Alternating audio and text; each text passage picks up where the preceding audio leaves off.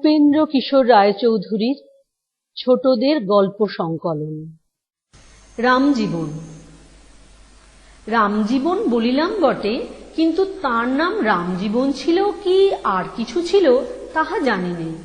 সে অনেক দিনের কথা। এদেশে তখন ইংরাজের রাজত্ব ভালো করিয়া হয় নাই। বাংলাদেশের অধিকাংশ তখন হিন্দু রাজার অধীন ছিল। রামজীবন ওই সময় পূর্ব বাংলায় একটি ক্ষুদ্র বিভাগের শাসনকর্তা ছিলেন। রামজীবনের বংশ এবং তাহার সেই সুন্দর বাড়ির ভগ্নাবশেষ এখনো বর্তমান। রামজীবন যারপরনাই ধার্মিক লোক ছিলেন এবং প্রজাদিগকে অতিশয় স্নেহের সহিত পালন করিতেন। ব্রাহ্মণ পণ্ডিত এবং সাধু সজ্জনের প্রতি তাহার সদ্ব্যবহারের সুখ্যাতি সমস্ত বাংলায় ছড়াইয়া পড়িয়াছিল। নবদ্বীপ হইতে বড় বড় পণ্ডিতগণ রামজীবনের সুখ্যাতি শুনিয়া তাহার সভায় আসিতেন এবং সেখানে আশাতিরিক্ত অভ্যর্থনা প্রাপ্ত হইয়া আনন্দে আশীর্বাদ করিতে করিতে দেশে ফিরিতেন। ইহার মধ্যে একবার বাংলায় ভয়ানক দুর্ভিক্ষ হইল। পূর্ব বাংলার সেই সকল স্থান অতিশয় উর্বরা বলিয়া প্রসিদ্ধ। অন্য স্থানে যখন ভয়ানক দুর্ভিক্ষ হয় তখনও সেখানকার লোকেরা না খাইয়া মরে নাই, কিন্তু যে বারের কথা বলিতেছি তখনকার মতন দুর্ভিক্ষ বুঝি আর কখনো হয় নাই। অতিশয় বৃদ্ধ লোকেদের মুখে শুনিয়াছি, তাহারাও আবার তাহাদের ছেলেবেলায় বৃদ্ধদের নিকট শুনিয়াছিলেন যে সেই সময় ভদ্রলোকেরাও বনের কচু সিদ্ধ করিয়া খাইয়া জীবন ধারণ করিয়াছিলেন। শেষটা কচু ফুরাইয়া গেলে নাকি কলা গাছের থোড়, মোচা, এমনকি শিকড় পর্যন্ত খাইতে হইয়াছিল। এমন দারুণ দুর্ভিক্ষে প্রজার ক্লেশ দেখিয়া রামজীবন নিতান্তই ব্যাকুল হইয়া পড়িলেন। যাহারা নিতান্ত গরিব তাহাদের খাজনা মাফ করিয়া দিলেন।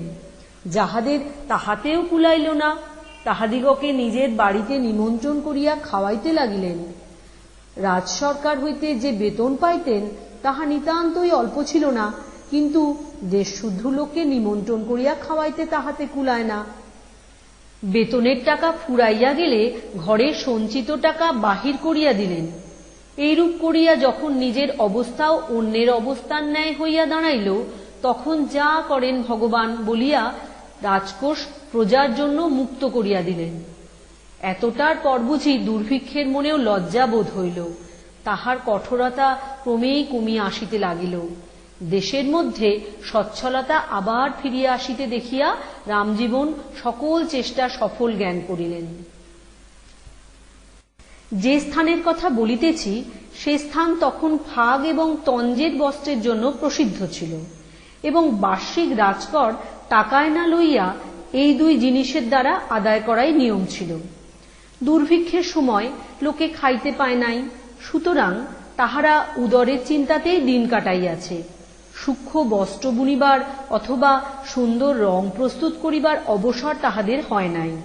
তাহা ছাড়া রামজীবন নিজে নিঃস্ব হইয়া পড়িয়াছেন আর রাজকোষের অর্থ দ্বারা প্রজাদের প্রাণ রক্ষা করিয়াছেন। সুতরাং বার্ষিক রাজকরের জন্য প্রস্তুত হইবার তাহার কোনো উপায়ই ছিল না। কর পাঠাইবার সময় আসিলে সে বৎসর রামজীবনের প্রেরিত কোনো লোক রাজ সরকারে হাজির হইল না। এখনকার কায়দা আর তখনকার কায়দায় অনেক বিষয়েই ঢের তফাৎ ছিল। আজকাল কোনো কর্মচারীদের কার্যে শৈথিল্য দেখা গেলে তাহার কৈফিয়ত তলব, তাহার জবাবদিহি, তাহার তদন্ত, তাহার বিচার ইত্যাদি কত কারখানায় না হয়। ততক্ষণে অপরাধী বেচারা অন্তত একবার চারিদিক চাহিয়া দেখিয়া একটা হাঁপ ছাড়িবার অবসর পায়, কিন্তু তখনকার দস্তুর ছিল অন্য রকম। সেকালে পানটুকু হইতে চুনটুকু খসিলেই বাঁধিয়া লইয়া যাইত। এখন হয় আগে বিচার, তারপর সাজা, তারপর তোমার ভাগ্যে যাহা থাকে। রামজীবন এ সমস্তই জানিতেন এবং কখন রাজসরকারের সিপাহী আসে তাহার জন্য প্রস্তুত ছিলেন। সিপাহীরা আসিতে বেশি বিলম্ব করিল না, আর আসিয়াও বেশি কথাবার্তায় সময় নষ্ট করিল না। তাহারা বলিল, জলদি খাজানা হাজির করো। রামজীবন করজোড়ে সজল নেত্রে কহিলেন, বাবা, বিধাতা বাম ছিলেন, খাজনা সংগ্রহ করিতে পারি নাই, দুদিন মাপ করো। কিন্তু মাপ করিবার হুকুম তাহারা লইয়া আসে নাই। তাহারা খাজানা নিবে, নয়তো বাঁধিয়া নিবে, এই তাহাদের হুকুম। সুতরাং তাহারা রামজীবনকে বাঁধিয়া লইয়া চলিল। রামজীবনের অপরাধের কোনরূপ বিচার হইয়াছিল কিনা জানি না, কিন্তু রামজীবন তখন অন্য 10 জন অপরাধীর ন্যায় জেল খাটিতে লাগিলেন। মাঝে মাঝে অন্যান্য কয়েদিদের ন্যায় কোদালি হাতে তাহাকে রাস্তা মেরামত করিতেও হইত। এই রূপে কিছুদিন যায়। পরে একদিন কয়েকটি ব্রাহ্মণ পণ্ডিত রাজধানী রাস্তা দিয়া যাইবার সময় হঠাৎ রামজীবনকে দেখিতে পাইলেন। তিনি রাস্তায় মাটি ফেলিতেছেন, তাহার পায়ে বেড়ি। ইহারা অনেকবার রামজীবনের অভ্যর্থনা লাভ করিয়াছেন, সুতরাং সকলেই তাহাকে চেনেন। অথচ রামজীবনের মতন লোকের ঐরূপ অবস্থা হইতে পারে, ইহাও সহজে বিশ্বাস হয় না। তাহাদের একজন জিজ্ঞাসা করিলেন, বাপু, তোমার নাম কি? তোমার নিবাস কোথায়? রামজীবন পণ্ডিত মহাশয়দিগকে প্রণাম করিয়া বিনীতভাবে নিজের নাম ধাম নিবেদন করিলেন। পণ্ডিতেরা শুনিয়া যার পর নাই বিস্ময়ের সহিত জিজ্ঞাসা করিলেন, তুমি এখানে কি করিয়া আসিলে? এই প্রশ্নের উত্তরে রামজীবন সমস্ত ঘটনা খুলিয়া বলিলেন। রামজীবনের কথা শুনিয়া সেই সকল ব্রাহ্মণ পণ্ডিতেরা কানে হাত দিয়া বলিলেন, দুর্গা দুর্গা, ধর্ম গেল। আর এই কথা বলিতে বলিতে তাহারা দলবদ্ধ হইয়া একেবারে রাজসভায় গিয়া উপস্থিত হইলেন।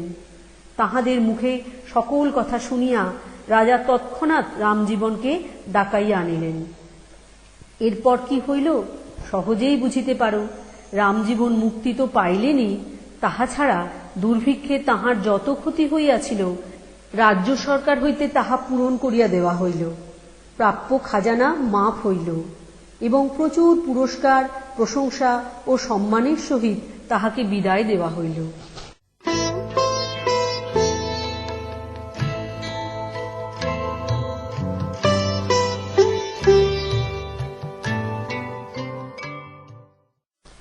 জানোয়ারের শিক্ষা। সার্কাসওয়ালারা নানা রকম জন্তুর তামাশা দেখায়। যাহারা দেখে তাহারা খুবই আমোদ পায়, কিন্তু এই সকল জন্তুকে শিখাইতে কত বুদ্ধি, কত পরিশ্রম, কি পরিমাণ সাহস এবং কতদূর অধ্যাবসায়ের প্রয়োজন হইয়াছিল তাহা অল্প লোকেই ভাবিয়া দেখে। গাধা পিটিয়া ঘোড়া করিবার কথা শুনিয়াছি, কিন্তু বনের হিংস্র জন্তুকে ধরিয়া আজকাল লোকে তাহার দ্বারা যে সকল আশ্চর্য কাজ করাইয়া লইতেছে তাহার কথা ভাবিয়া দেখিলে গাধা পিটিয়ে ঘোড়া করা, অর্থাৎ গাধার মতো নির্বোধ কিংবা ঠেঁটা জন্তুকে দিয়া ঘোড়ার ন্যায় বুদ্ধিমান এবং বাধ্য জন্তুর মতো কাজ করাইয়া লওয়া তেমন আশ্চর্য বিষয় বলিয়া মনে হয় না। অন্তত এ কাজে বিশেষ কোনো বিপদের আশঙ্কা নাই। কিন্তু একটা বাঘকে বন হইতে ধরিয়া আনিয়া তাহাকে আদব কায়দা শিখাইতে গেলে যে ব্যাপারখানা কিরূপ দাঁড়ায় তাহা পরীক্ষা করিয়া দেখিতে কাহাকেও পরামর্শ দিই না। যাহারা এ কাজ কখনো করিয়াছেন তাহাদের মুখে শোনা যায় যে ইহার মতো বিপজ্জনক কাজ অতি অল্পই আছে। একথা তাহারা বিশেষ করিয়া না বলিলেও আমরা সহজেই অনুমান করিয়া লইতে পারি। এ সকল জন্তুর মেজাজের উপরে কোনরূপ বিশ্বাস স্থাপন করা চলে না। নিতান্ত ভালো মানুষ সিংহটাও কখন যে হঠাৎ হাসি থামাইয়া তাহার গুরুর ঘাড় মটকাইয়া দিবে তাহার কিছুই ঠিকানা নাই। বনের স্বাধীন সুখ ছাড়িয়া অবধি খাঁচার ভিতরে থাকিয়া সে যত অপমান সহ্য করিয়াছে তাহা তাহার মনে চিরকাল থাকিয়া যায়, এবং কোন মুহূর্তে যে তাহার প্রতিশোধ লইবে তাহা কেউই বলিতে পারে না। কম অপমান? আচ্ছা মনে করো তো দেখি, কতখানি মাকাল হইলে তবে একটা মানুষের মাথা মুখের ভিতর পাইয়াও বাঘের তাহা একটিবার চিবাইয়া দেখিতে ইচ্ছা করে না। প্রথম যখন সে বন হইতে আসিয়াছিল তখন বুঝি তাহার মেজাজ এমন ঠান্ডা ছিল?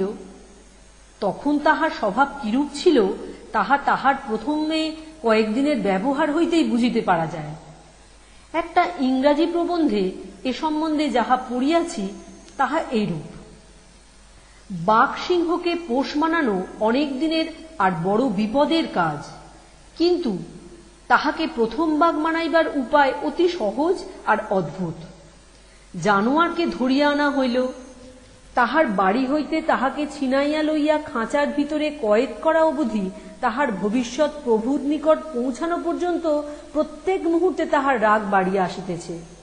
সে রাগ কাহারও উপর একবার ঝাড়িতে পারিলে হয়, তাই সে কেহ খাঁচার নিকটে গেলেই দাঁত খিঁচাইয়া গর্জন করিতে থাকে। এ সময়ে তাহার শিক্ষক খাঁচার ভিতরে গেলে তাহাকে তখনই খণ্ড খণ্ড করিয়া ফেলিবে। সিংহ হইলে সে সময় তাহার রাগ থামাইবার জন্য তাহাকে বেশ করিয়া খাওয়ানো হয়, আর এমন একটা কিছু তাহাকে দেওয়া হয় যাহার উপরে সে রাগ ঝাড়িতে পারে। সে জিনিসটা আর কিছু নহে, একখানি সাধারণ চেয়ার। চেয়ারখানিকে খুব সাবধানে খাঁচায় ঢুকাইয়া দেয়, আর নিমেষের মধ্যে সিংহটা তাহার উপরে লাফাইয়া পড়ে। তাহার পরের মুহূর্তে আর সে চেয়ারের কিছু অবশিষ্ট থাকে না, খালি তাহার টুকরোগুলি চারিধারে ছড়ানো থাকে। পরদিন ওইরূপে আর একখানি চেয়ার খরচ হয়, তৃতীয় দিন আর একখানি, এইরূপ দিনের পর দিন চলিতে থাকে। শেষে সিংহের ইহাই বিশ্বাস হয় যে ওই চেয়ারের আর শেষ নাই, কাজেই তাহার উৎসাহ কমিয়া যায়। সে মনে করে যে এইরূপ বৃথা পরিশ্রম করিয়া লাভ কি, না হয় এই বিষয়ে তর্ক ছাড়িয়াই দিলাম। সুতরাং শিক্ষকের এইটুকু লাভ। ইহার পর একদিন কৌশলে তাহাকে ঘুমের ওষুধ গিলাইয়া দেওয়া হয়, আর ঘুম আসিলে সেই অবস্থায় তাহাকে বেশ করিয়া মজবুত শিকল দিয়া খাঁচার শিকের সহিত বাঁধা হয়। ঘুম হইতে উঠিয়া সে দেখে যে তাহার মাস্টার খাঁচার ভিতরে চেয়ারে বসিয়া আছে। সিংহটা গর্জন করিয়া তাহাকে ধরিবার জন্য লাফ দেয়, কিন্তু শিকলির টানে তাহা করিতে পারে না, বরং তাহার নিজেরই দম আটকাইয়া যায়। এইরূপ 8 দিন চলে। মানুষকে ধরিবার বিফল চেষ্টায় সিংহের বল ক্ষয় হয়, আর মানুষটা সিংহের আস্ফালন গ্রাহ্য না করিয়া স্থিরভাবে বসিয়া থাকে। কাজেই শেষটা সিংহকেই হার মানিতে হয়। ইহার পরে সিংহের শিকল খুলিয়া দিয়া খাঁচায় প্রবেশ করিতে হয়। ইহাই সর্বাপেক্ষা সংকটের সময়, ইহাতে প্রাণ নষ্ট হওয়ার আশঙ্কা থাকে। সিংহ প্রায়ই এই সময়ে তাহার শিক্ষকের প্রাণবধ করিবার চেষ্টা করে, কিন্তু শিক্ষকও তখন চুপ করিয়া বসিয়া থাকে না। পূর্বের অভিজ্ঞতা দ্বারা সে অনেকটা বুঝিয়া লইয়াছে যে এইরূপ স্থলে কিরূপ বিপদের সম্ভাবনা, সুতরাং সে তাহার জন্য প্রস্তুত হইয়াই আসিয়াছে। গলায় পুরু চামড়ার গলাবন্ধ, শরীরে খড়ের বর্ম। খড়ের মধ্যে সহজে নখ বসে না, পিছলাইয়া যায়। জন্তুটা বেশি মারাত্মক স্বভাবের হইলে শিক্ষক নিজের মাথাটাকে একটা লোহার খাঁচার মতো আবরণ দ্বারা সুরক্ষিত করে। এক হাতে একটা মজবুত ত্রিশূলের মতো জিনিস, আর এক হাতে সেই চেয়ার। এবারে চেয়ার ঢালের কাজ করিবে। সিংহ লাফাইয়া খাইতে আসিলে ওই চেয়ার দিয়া তাহার মাথাটাকে চাপিয়া ধরিতে হয়, আর সেই সময়ে কোনো কোমর স্থানে ত্রিশূলের খোঁচা লাগাইতে হয়। সিংহ খালি হাওয়ায় থাবা মারিয়াই ফিরিয়া গিয়া আবার লাফাইবার জন্য প্রস্তুত হয়। শিক্ষকের গলধর্ম হইলেও কিছুমাত্র বিচলিত না হইয়া ত্রিশূলের গোড়া দিয়া সিংহের নাকে মারে। ওইখানটায় সিংহের বড় লাগে, তাহাতে বেদনায় আর্তনাদ করিয়া সিংহ আবার হটিয়া যায়। এইরূপে ক্রমাগত কয়েকদিন করিতে পারিলে শেষে সে জানোয়ারকে হার মানিতেই হয়। তাহার পর আর সে তাহাকে মারিতে চেষ্টা করে না, কিন্তু চিরদিনই তাহাকে বিষ নজরে দেখে। একজন প্রসিদ্ধ জানোয়ার ব্যবসায়ীকে জিজ্ঞাসা করা হইয়াছিল যে বনের জন্তুকে ধরিয়া আনিয়া তাহাকে রাজি করিতে শেখাইতে তাহার প্রতি নিষ্ঠুর আচরণ করো কিনা। তিনি তাহার উত্তরে বলিয়াছিলেন যে তাহা তো নয়ই, বরং ইহাতে তাহাদের বেশ আমোদ হয় আর শরীরও ভালো থাকে।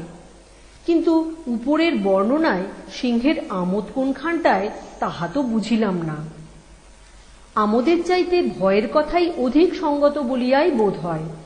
বেড়া ডিঙানো শিখাইবার সময় প্রথমে জ্বলন্ত লোহা দিয়া বেচারার পিছনে ছ্যাঁকা লাগাইয়া দেয়, তারপর জ্বলন্ত লোহার পরিবর্তে কোনো একটা উজ্জ্বল পদার্থ, এমনকি সাদা পালক বাঁধিয়া দিলেই সিংহের ছ্যাঁকা লাগার কথা মনে পড়ে। ইহার মধ্যেও আমোদের কোনো সম্পর্ক নাই। অনেক স্থলে কোনো একটা কঠিন কাজ শিখাইতে হইলে আগে জানোয়ারটাকে ঘুমের ওষুধ দিয়া তাহার হাত পা বাঁধা হয়। তাহার পর সেই বাঁধা অবস্থায় বলপূর্বক দড়ির আর কপিকলের সাহায্যে তাহাকে শিক্ষকের ইচ্ছানুরূপ করিয়া হাত পা নাড়িতে বাধ্য করে। শেষে দড়ি খুলিয়া লইলেও সে ঐরূপ করিয়া হাত পা নাড়িতে পারে। এই উপায়ে গোলার উপরে চড়া, ট্রাইসাইকেল চালানো প্রভৃতি শেখানো হয়। আমোদের কথা না বলিলেই ভালো ছিল, অন্তত সিংহ, বাঘের প্রভৃতির ক্ষেত্রে এ কথা খাটে না। তবে ভালুকগুলি নাকি এসব তামাশা করিতে অনেক সময় আমোদ পায়। তাহা হইতে পারে, কিন্তু সে কি এমন আমোদ যে তাহাতে তাহার কারাবাসের দুঃখ কিছুমাত্র কমে? তাহা যদি হইত তবে শিক্ষকের উপরে তাহাদের এত রাগ হইত বলিয়া বোধ হয় না। শিক্ষক তাহাদের ভালোবাসা আকর্ষণ করিবার জন্য নানারূপ উপায় অবলম্বন করে। নিজের হাতে সর্বদা জন্তুকে খাওয়ায়। তথাপি এমন তো শুনিতে পাই না যে এ সকল শিক্ষকের একজনকেও তাহার জানোয়ারগুলি বড় ভালোবাসে। বাঘ সিংহকে যাহারা খাওয়ায় তাহাদের প্রতি সেই সকল জন্তুর ভালোবাসা হওয়ার কথা অনেক শুনিয়াছি, কিন্তু এই সকল শিক্ষকের জন্য এইরূপ ভালোবাসা কেন হয় না? ভালোবাসা হওয়া দূরে থাকুক, বরং এরূপ শুনিতে পাই যে ইহারা শিক্ষকের ঘাড় ভাঙিবার জন্য সর্বদা প্রস্তুত থাকে। এ সম্বন্ধে উপরের উল্লিখিত ইংরেজি প্রবন্ধে এরূপ মন্তব্য আছে। মানুষ বনের জন্তুকে পোষ মানায় আর তাহার সহিত যথেচ্ছ ব্যবহার করে, এ কথা সত্য। কিন্তু সমুদ্র যখন ঝড়ে মাতিয়া তাহার কর আদায় করে, অর্থাৎ অনেক মানুষের প্রাণ সংহার করে, সেরূপ সিংহ, ব্যাঘ্র অথবা অপর হিংস্র জন্তুরাও তাহাদের অপহৃত স্বাধীনতার এবং যে অপমান তাহারা ক্রমাগত সহিয়া আর সহিতে পারে নাই, তাহার মূল্যের দাবি করে এবং তাহা আদায়ও করিয়া থাকে। উত্তেজক আমোদের ব্যবস্থা করিতে গিয়া যে সকল লোক আহত হইয়াছে, তাহার তালিকা দীর্ঘই হইবে।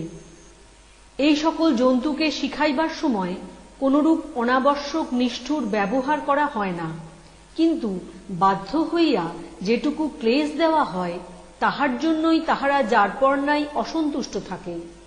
ইহার অতিরিক্ত কর্কশ ব্যবহার করিলে উহারা একেবারেই সহ্য করিতে পারে না। অত্যাচারের সময় কিছু না বলিলেও তাহা মনে করিয়া রাখে এবং সুযোগ পাইলে প্রতিশোধ লয়। একটা হাতিকে একজন শিক্ষক অত্যন্ত নিষ্ঠুরভাবে অঙ্কুশের খোঁচা মারিয়াছিল। হাতিটা তখন তাহাকে কিছুই বলিল না। পরদিন শিক্ষকটি 6 সপ্তাহে ছুটি লইয়া চলিয়া গেল। ছুটির পরে ফিরিয়া আসিয়া সে যেই হাতিগুলির কাছে গিয়াছে, অমনি সেই হাতিটা হুঙ্কার করিয়া তাহাকে আক্রমণ করিল। সুর দিয়া তাহার কোমর জড়াইয়া ধরিয়া নিকটবর্তী মাঠে একটা পুকুরের দিকে গেল। সেখানে গিয়া মাস্টার মশাইকে ক্রমাগত 3 বার যথোচিত গাম্ভীর্যের সহিত জলে ছোপাইয়া আবার তাহাকে সার্কাসে লইয়া আসিল। সেখানে আসিয়া একরাশ করাতের গুঁড়োর মধ্যে তাহাকে খানিকটা গড়াইয়া লইয়া নিজের জায়গায় গিয়া দাঁড়াইয়া রহিল। হাতি অতিশয় মহানুভব জন্তু, তাই শিক্ষক মহাশয়কে যৎকিঞ্চিৎ শিক্ষা দিয়াই ছাড়িয়াছিল। বাঘ কিংবা সিংহ হইলে সে যাত্রা তাহার প্রাণ থাকিত কিনা সন্দেহ। সিংহের চাইতে বাঘ আবার আরও বেশি হিংস্র। সিংহের কতকটা মহত্ব আছে, সদয় ব্যবহার করিলে তাহা একেবারে ভুলিয়া যায় না, কিন্তু বাঘের নাকি ভদ্রতার কোনরূপ মূল্য নাই। সিংহগুলির মন নাকি অনেকটা ভালো। একবার একটা সিংহ তাহার শিক্ষককে আক্রমণ করিয়াছিল। এমন সময় একটি সিংহী আসিয়া সিংহটার ঘাড়ে পড়িয়া শিক্ষককে বাঁচাইয়া দিল। অবশ্য শিক্ষকের ভরসা কেবলমাত্র তাহার অকুতোভয়তা এবং প্রত্যুৎপন্ন মতিত্ব ছাড়া আর কিছুরই উপর নহে। তাহা ছাড়া আর কিছু যদি থাকে, তবে তাহা একটা স্বাভাবিক শক্তি, যাহার প্রভাবে কেবলমাত্র তাহার একটি ভ্রুকুটিতেই হিংস্র জন্তুর মনে আতঙ্কের সঞ্চার করিয়া দিতে পারে। যেমন করিয়াই হোক, জন্তুগুলির মনে এমন একটি বিশ্বাস থাকা চাই যে ইহাকে আমরা কিছুতেই আঁটিতে পারিব না। এ ব্যক্তি যাহা বলে তাহাই আমাদের করিতে হইবে। কোনো কারণে এ ভয় একবার ভাঙিয়া গেলে আর সে ব্যক্তির সে জন্তুর উপরে কোনো প্রভুত্ব থাকে না। শিক্ষক যদি কখনো মাতাল হইয়া জন্তুর খাঁচায় ঢোকে, জন্তুগুলি অমনি তাহার দুরবস্থা বুঝিতে পারে।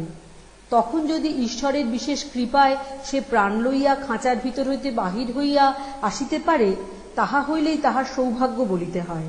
প্রত্যুৎপন্ন মতিত্বের কথা বলিতেছিলাম, তাহার একটি দৃষ্টান্ত দিই। একজন শিক্ষক কোনো কারণে ভয়ানক রাগিয়া গিয়া একটা বাঘকে চাবুকের শীষে বাঁধানো গোড়াটা দিয়া কয়েকটা কঠিন আঘাত করিয়াছিল। ইহাতে মুহূর্তের জন্য বাঘটা একটু কাহিল হইল বটে, কিন্তু তাহার পরক্ষণেই হাঁ করিয়া শিক্ষককে আক্রমণ করিল। শিক্ষক তখন আর কি করে, তাড়াতাড়ি তাহার চাবুকের গোড়াটা সেই হাড় ভিতর দিয়া একেবারে বাঘের গলার ভিতরে ঢুকাইয়া দিল।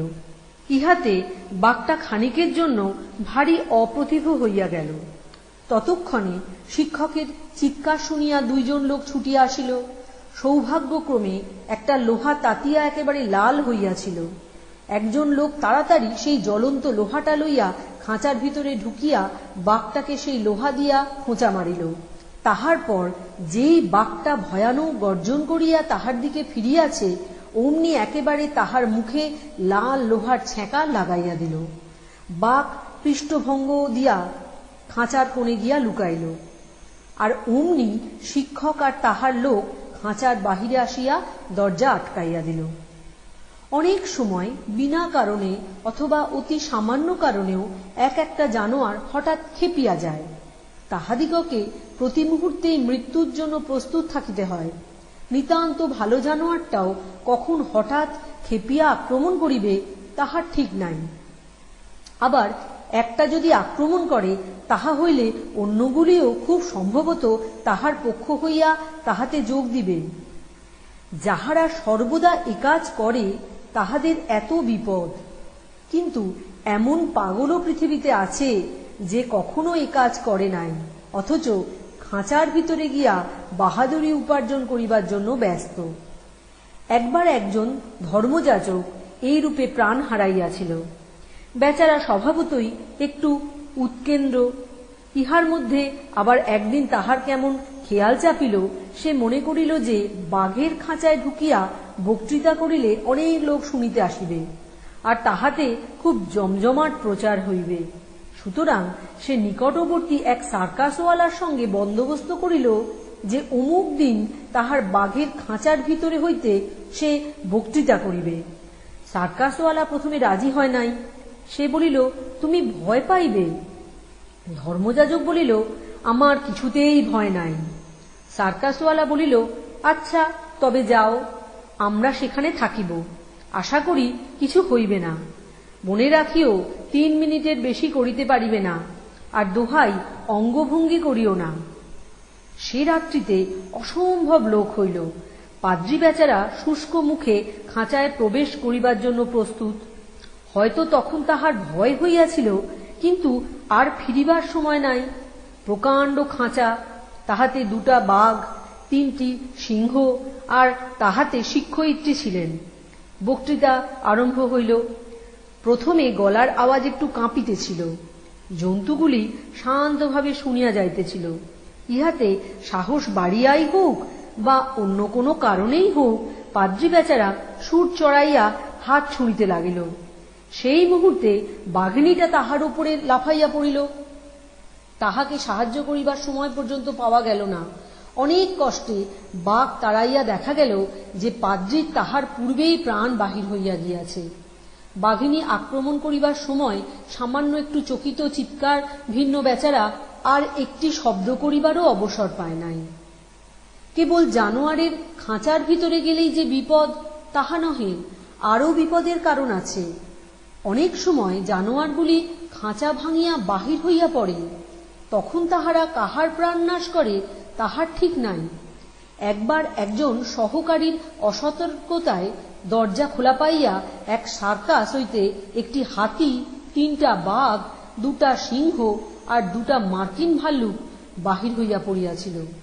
সার্কাসের লোকেদের কিরূপ আতঙ্ক হইয়াছিল বুঝিতেই পারো। আর শহরের লোকেদের আতঙ্কের কথা না বলিলেও চলে। তাহারা ঘরে দরজা আঁটিয়া ছাতে উঠিয়া তথাপি নিশ্চিন্ত নহে। সার্কাসের লোকেরা অবশ্য অস্ত্র শস্ত্র লইয়া প্রাণপণে ছুটিয়া তখন সেখানে উপস্থিত হইল। কিন্তু ইহারই মধ্যে একটা ভালুক একটা মানুষ মারিয়া ফেলিয়াছে। একটা বাঘ একটি ছোট ছেলেকে মুখে করিয়া লইয়া আবার কি মনে করিয়া তাহাকে রাখিয়া দিল। সেই অবসরে সার্কাসের একজন লোক গুলি করিয়া বাঘটাকে মারিয়া ফেলিল। আশ্চর্যের বিষয়, ছেলেটির গায়ে একটি আঁচড়ও লাগে নাই। হাতিটা ইতিমধ্যে একটা খেলনার দোকানে ঢুকিয়া অনেক খেলনাই পরীক্ষা করিয়াছে, কিন্তু বাহির হইবার পথ পাইতেছে না। আর অবশেষে বাঘ আর সিংহগুলি এক কসাইয়ের দোকান পাইয়া এতই মোহিত হইয়াছে যে তাহাদিগকে সেখানে আটকাইতে কোনো মুশকিল হইল না। জিজ্ঞাসা করিতে পারো যে এত বিপদ সহ্য করিয়া লোকে এ কাজ করিতে যায় কেন? এ কথার উত্তরে তাহারা বলে, এ কাজ করিতে তাহাদের এত ভালো লাগে যে বিপদ সত্ত্বেও তাহারা ইহা না করিয়া পারে না। একজন জানোয়ার শিক্ষক তাহার পুত্রকে ধর্মযাজক করিবার জন্য অনেক চেষ্টা করিয়াছিল, আর মনে এরকম নিশ্চিন্ত ছিল যে ছেলে বড় হইলে পাদ্রী হইবে। ইহার মধ্যে একদিন দেখে যে সেই ছেলে জানোয়ারের খাঁচায় ঢুকিয়া বসিয়া আছে। ভয়ে বেচারার প্রাণ উড়িয়া গেল। সে ছেলেকে বলিল, বাবা, যদি প্রাণ নিয়ে বাহিরে আসিতে পারো তবে এমন ঠ্যাঙানি দিব যে জন্মে তেমন ঠ্যাঙানি খাও নাই। কিন্তু ছেলে বাহিরে আসিলে তাহাকে আর কিছু বলিল না। সুতরাং সে ছেলেও কালে জানোয়ারের ব্যবসায়ী অবলম্বন করিল। কিন্তু এই ব্যবসায় যাহারা সৃষ্টি করিয়াছিল তাহাদের অন্য কারণও ছিল দেখা যায়। মার্টিন নামক এক ব্যক্তি এই ব্যবসায়ের পথপ্রদর্শক দিগের মধ্যে একজন। সে যে কারণে ইহাতে হাত দিয়াছিল তাহা এই: মার্টিন সহিসের কাজ করিত। এক সার্কাসওয়ালার ভগ্নীর প্রতি তাহার ভালোবাসা জন্মিল, কিন্তু সার্কাসওয়ালা সহিসের কাছে ভগ্নীর বিবাহ দিতে রাজি হইল না। মার্টিন কিন্তু নিরাশ না হইয়া ইহার এক উপায় স্থির করিল। দিন কয়েক পরে সে সার্কাসওয়ালাকে এক বাঘের খাঁচার ভিতরে তাহার সহিত সাক্ষাৎ করিতে আমন্ত্রণ করিল। সার্কাসওয়ালা মনে করিল বেচারা পাগল হইয়াছে, কিন্তু গিয়া দেখিল যে মার্টিন সহাস্য বদনে সেখানে বসিয়া আছে, আর বাঘ অতিশয় স্নেহের সহিত তাহার হাত চাটিতেছে। এই এক ঘটনাতেই মার্টিনের মনুষ্যত্ব এবং ভবিষ্যৎ উন্নতির লক্ষণ দেখিয়া সার্কাসওয়ালা আর তার ভগ্নীকে তাহার সহিত বিবাহ দিতে আপত্তি করিল না।